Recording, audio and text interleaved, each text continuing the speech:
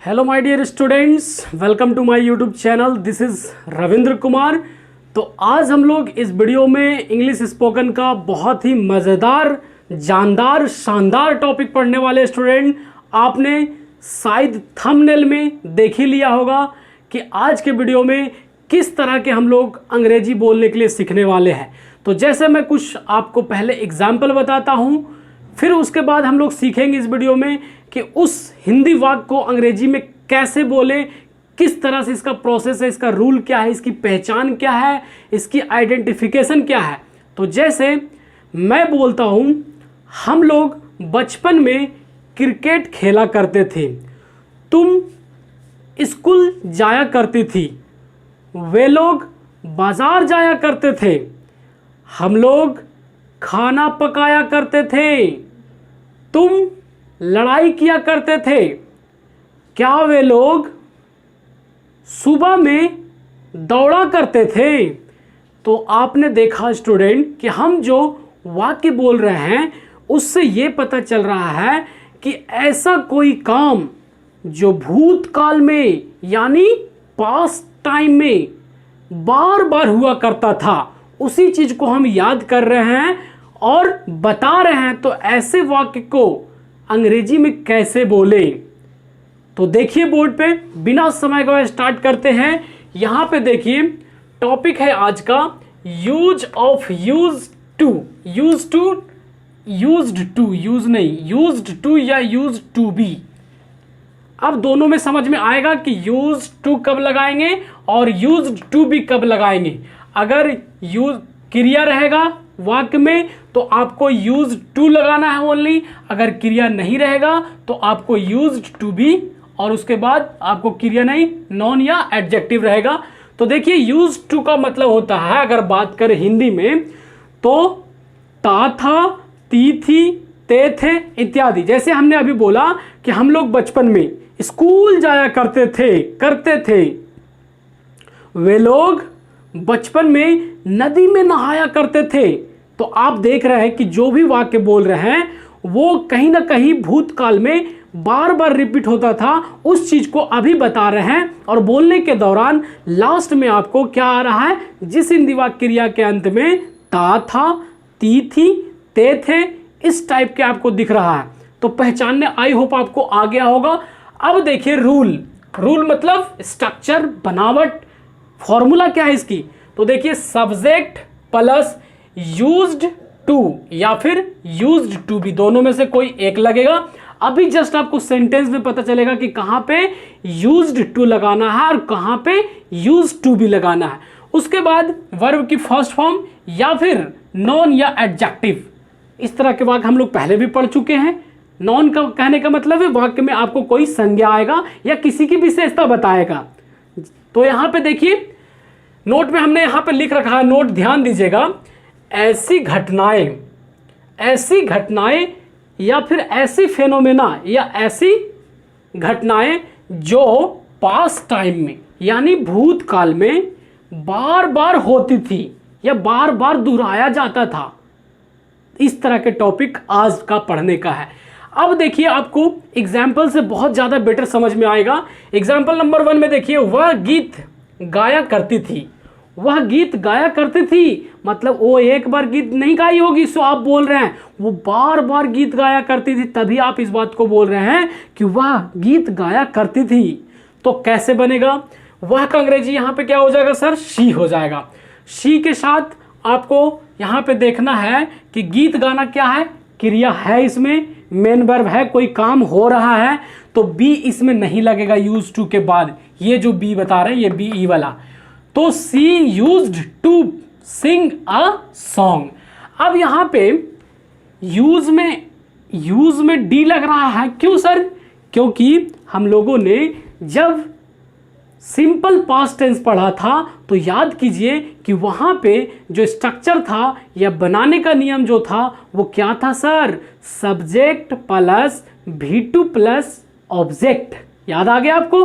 अगर वो वीडियो आपने नहीं देखा या नहीं याद आ रहा है तो वो वीडियो आप YouTube पर या रविंद्र सर सर्च करें और प्लेलिस्ट में जाकर के आप ऊपर में देख सकते हैं और उस वीडियो को भी देख सकते हैं पास्ट इंडेफिनिट टेंस के नाम से या सिंपल पास्ट टेंस के नाम से। तो अगर वीडियो आपको पसंद आ रहा है तो वीडियो को जल्दी से लाइक करिए, बहुत ही मजेदार वीडियो है आपको अंग्रेजी सीखने के लिए। तो यहाँ पे देखिए, ध्यान दीजिएगा कि वह गीत गाया करती थी, तो she use to sing a song. Second number example देखिए, हम लोग बचपन में क्रिकेट खेला करते थे। हम लोग बचपन में क्रिकेट खेला करते थे। अभी अभी एक गाना वायरल हो चुका, आप लोग शायद देखे होंगे, सुने होंगे, बचपन का प्यार मेरा भूल नहीं जाना रे। तो उसी तरह की ये सेंटेंस जो देख रहा है क्या है, हम लोग बचपन में क्रिकेट खेला करते थे, क्या आप भूल गए? तो हम लोग we used to play cricket. देखा आपने, यहां भी क्रिया था क्रिकेट खेलना, तो यहां पे बी नहीं लगा। लेकिन थर्ड नंबर एग्जांपल में देखिए, तुम गरीब हुआ करते थे। अब इस हिंदी वाक्य को ध्यान से देखिए और अपने दिमाग से पूछिए कि तुम गरीब हुआ करते थे, इसमें कहां पे क्रिया दिख रहा है सर? कोई काम हो रहा है क्या इस वाक्य में? तो आपका जवाब होगा नहीं सर, इतना तो हम लोग समझदार हैं। तो यहां पे तुम गरीब हुआ करते थे, तो क्या होगा? You used to be poor. तो आपने देखा कि जब इस वाक्य में काम नहीं हो रहा है, कोई क्रिया नहीं दिया हुआ है, तो यहां पे बी आ गया। और गरीब को अंग्रेजी में क्या बोलते हैं? पुअर। अब यहां पे आप पुअर नहीं लगा सकते, पुअर के बाद कुछ रहता, जैसे poor man, poor girl, poor boy, इस तरह से, तब आप पुअर इस तरह से हम लगा सकते थे। लेकिन यहां पे देख क्या रहे हैं कि यहां पे गरीब है लेकिन इसके साथ कुछ नहीं लगा हुआ है, मतलब कि जैसे बॉय, गर्ल या मैन, वुमेन, इस तरह से। अब देखिए 4 नंबर एग्जांपल में, मोहन चोर हुआ करता था। मोहन चोर हुआ करता था। यहां इस वाक्य में आप ये भी देख रहे हैं कि एग्जाम्पल नंबर 3 के तरह ही दिख रहा है, इसमें भी कोई काम नहीं हो रहा है। मोहन चोर हुआ करता था, इसमें काम दिख रहा है क्या? कहीं पे क्रिया दिख रहा है क्या? नहीं सर, नहीं दिख रहा। तो क्या बनेगा sir? Mohan used to be a thief. तो यहां पे थिफ के पहले आ लगा हुआ है क्योंकि ये सिंगल है और चोर यानी थिफ काउंटेबल नॉन है, इसीलिए। अब देखिए 5th नंबर एग्जांपल में आप सोच रहे होंगे कि सर 1 से लेकर के 4 तक आपने सारे के सारे जो वाक्य बताए हैं वो सिंपल बताए, उसमें नेगेटिव वाला नहीं है, इंट्रोगेटिव वाले नहीं है। तो हमने सारे एग्जाम्पल ले रखे हैं ताकि आपको इस टॉपिक से रिलेटेड किसी भी तरह का दिक्कत ना हो। तो देखिए यहाँ पे एग्जाम्पल नंबर 5th में, क्या तुम अंग्रेजी बोला करते थे?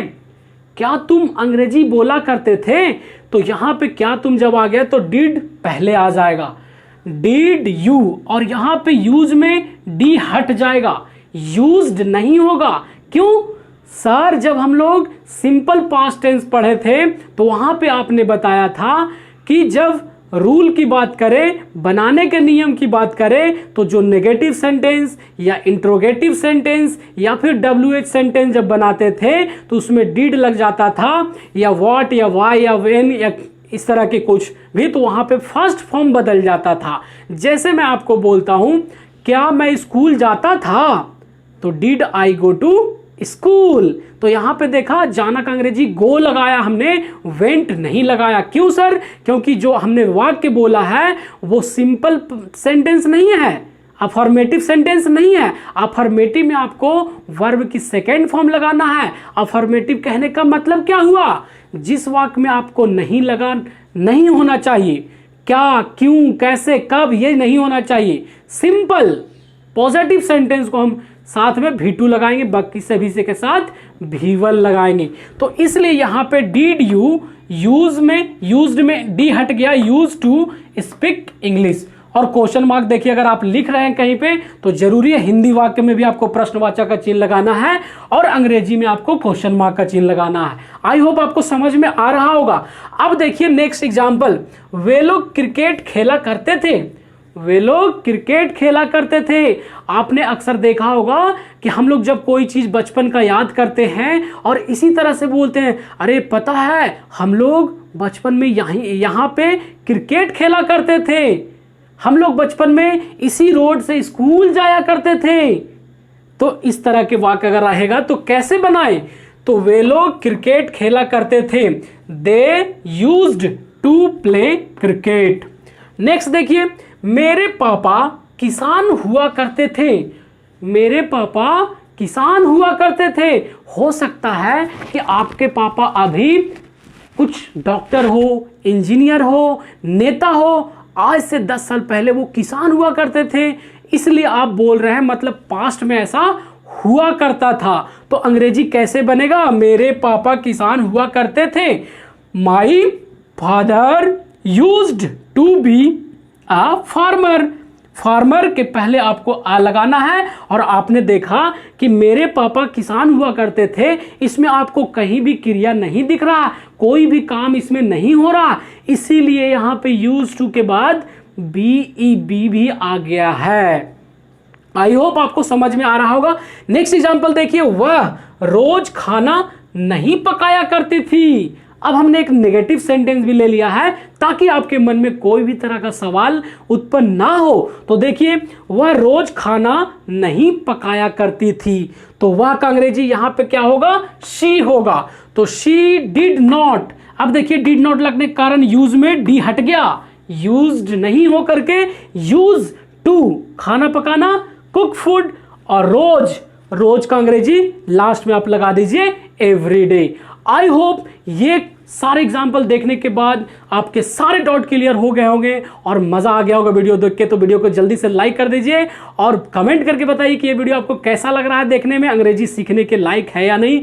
और मैं कुछ हिंदी में वाक्य बोलता हूं, उसे आपको कमेंट करके कमेंट बॉक्स में बताना है, ताकि मुझे पता चल सके कि आपको इस वीडियो को देखने के बाद कितना ग्रामर का नॉलेज आया और इस तरह के सेंटेंस आपसे बन पा रहा है या नहीं। तो जैसे मैं कुछ एग्जाम्पल बोलता हूं, आप कमेंट करके कमेंट बॉक्स में जरूर बताइएगा, मुझे आशा है कि आप जरूर बताएंगे कमेंट करके। तो देखिए, मैं कुछ एग्जाम्पल बोलता हूं, हिंदी में वाक्य बोलता हूं।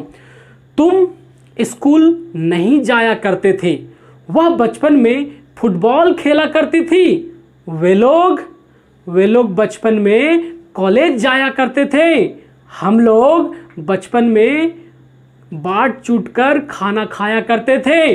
तो आई होप हमने 4 सेंटेंस हिंदी में बोले हैं, उसे आपको अंग्रेजी में ट्रांसलेट करके कमेंट बॉक्स में बताना है, ताकि मुझे पता चल सके कि आपको कितना समझ में आया इस वीडियो को देखने के बाद। तो चलिए फिर मिलते हैं नए वीडियो के साथ, इसी के साथ विराम लेते हैं।